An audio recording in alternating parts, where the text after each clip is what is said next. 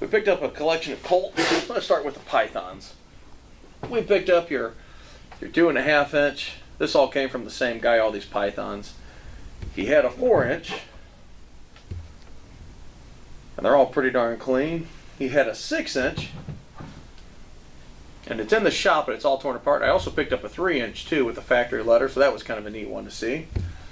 And the 8-inch model. So we picked up a collection of Colt Pythons. These are, still pretty hot in the market. They've tapered off here in the last 6 months or so, but still, they're pretty popular.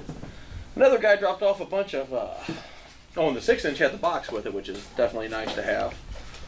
But let's jump over from another guy. We picked up a collection of 1911s. And they're all new in the box. I'm a sucker for this stuff. Still has all the factory paperwork taped up on them. Have the satin model. Like I said, all new in the box. So I picked up a satin 70 series. Hey, Charlie. We picked up, let's see here, what else did we get? Oh, picked up another 1911.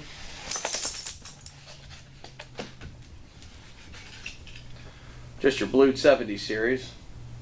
And like I said, they were new in the box. They were just fantastic condition.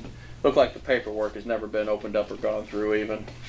Well, that was kind of fun to see. So we got some nice 1911s, some nice Pythons in here.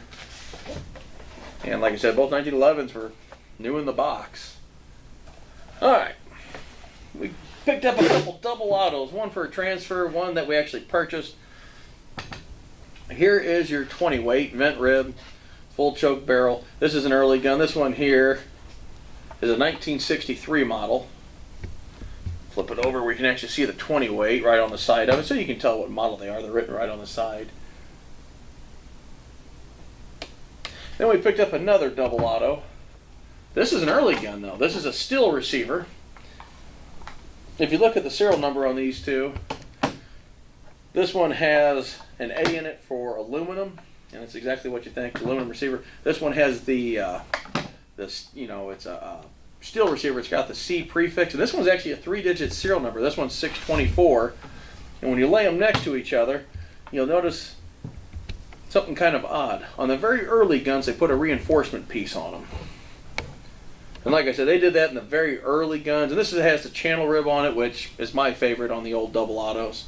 But this one here is just kind of a neat piece. The fact that it's a 3-digit serial number, and it's got the earlier. I haven't seen one of these reinforcement pieces in probably a year or two. So that was kind of neat to get this one in here.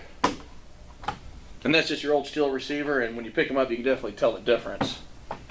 So we got those two double autos. Now here's kind of this gun was sent in here for an inspection. And this is an Olympian in a 30-06. Beautiful gun. Absolutely beautiful. Guy sent in here for a salt test. He bought it out of a shop down in Texas.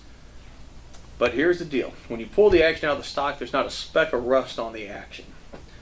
But it tested positive for salt. Normally around these discussions, you'll see a little bit of discoloration. That's a red flag. Or along the barrel channel, you'll see a little bit of rust. That's a red flag. But it tested positive for salt. Here's the real kicker, the butt plate screws. You can actually see the rust starting to come through on the butt plate screws.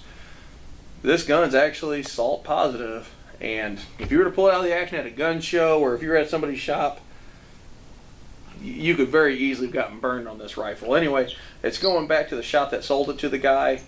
Be careful buying these guns. We do salt test here, or buy yourself a bottle of silver nitrate, test it yourself. But when you're talking, a $5, $6, $7, $10,000 gun, high-grade superposed Olympia medallion, get them tested. It's money well spent. Like I said, this guy here paid, I think, like $4,500 or $4,600 for this rifle, which had it been salt-free would have been a steal. Now that it's a salt gun, it's a loser.